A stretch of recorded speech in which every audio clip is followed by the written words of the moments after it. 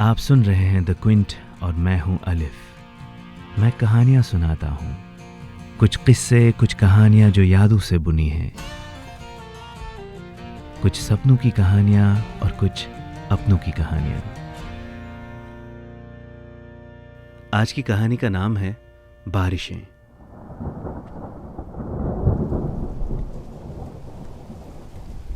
Vista business park के 25वें floor पर कांच की बनी एक लंबी सी विंडो पे इन पे बारिश की बूंदें गिरते हुए मोतियों जैसे लग रहे थे।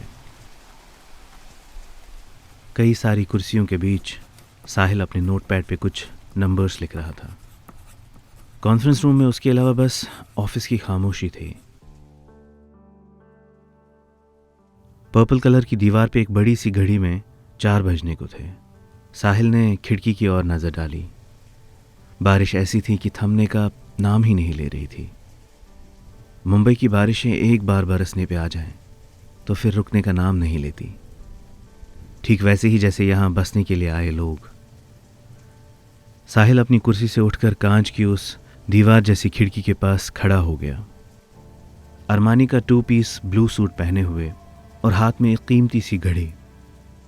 वो खिड़की के इतने करीब हुआ कि उसकी सांस कांच से टकरा रही थी। एक हसरत भरी निगाह से उसने मुंबई शहर की सिटी लाइन को देखा। ये वही शहर था जिसे वो कई साल पहले अपनी मर्जी से अपना चुका था। कितने साल बीत गए ना। वो ये मन ही मन सोच रहा था, वो पहला दिन जब वो मुंबई आया था। उस दिन भी बारिश बरस रही थी। साहिल रेलवे स्टेशन के बाहर ऑटो रिक्शा के इंतज़ार में खड़ा भीग रहा था। मुश्किल से एक टूटी हुई चाय की टपरी के शेड के नीचे, बैग बगल में दबाए हुए, जेब में 5,000 रुपये और दिल में 5,000 अरमान।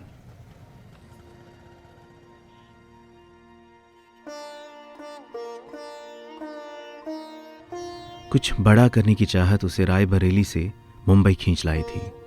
अपनी काबिलियत पे भरोसा था तो सक्सेस थोड़े सालों की स्ट्रगल के बाद कदम चूमने लगी। आखिर एक साधारण सेल्समैन से मल्टीनेशनल कंपनी का सेल्स हेड कोई सिर्फ किस्मत से तो नहीं बनता ना।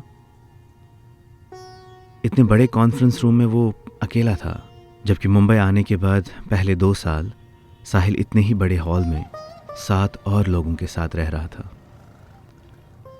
उस हॉल में इतने लोग रहते थे कि 3 हिस्सों में खुलने वाली खिड़की भी छोटी पड़ जाती थी।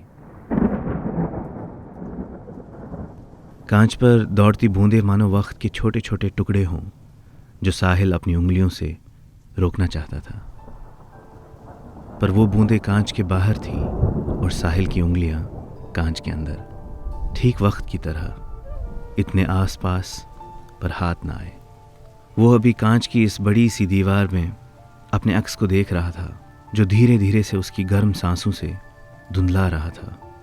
एक पल के लिए मानो वो अपने आप को इस धुंधलाती दुनिया में खोज रहा था। जो तमन्नाएं लेकर वो आया था वो उसे मिल तो गई थी, पर कीमत बहुत ज़्यादा लग गई।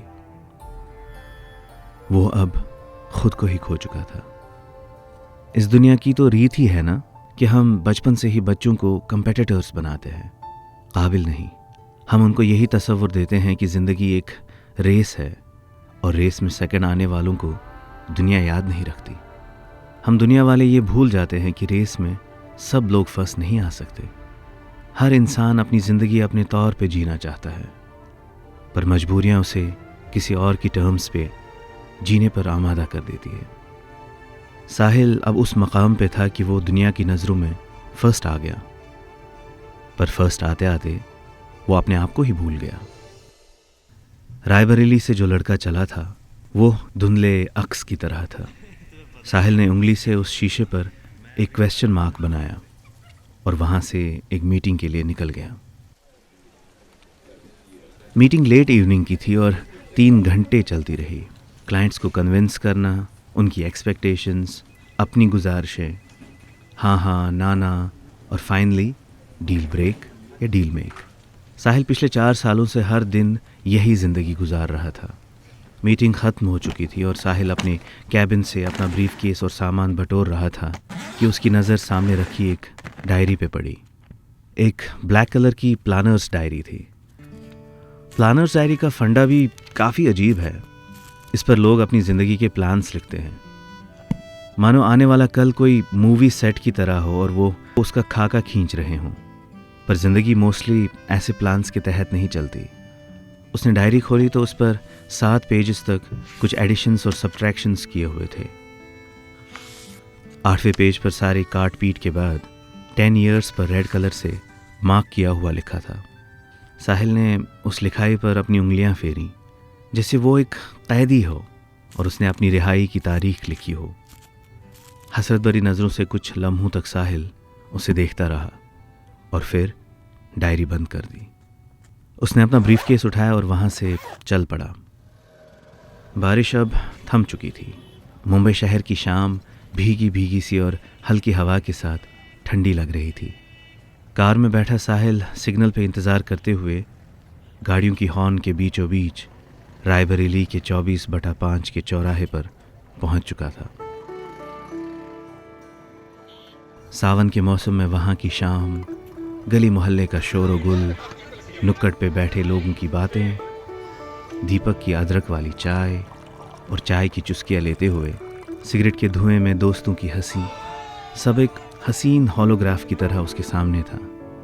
कहीं दूर से मानो किसी घर से बाजीगर फिल्म के गाने बज रहे हों। ऐसा लग रहा था कि जैसे ये सारे किरदार, ये सारे मंजर साहिल की तरफ देखकर उसे वापस बुला रहे हों।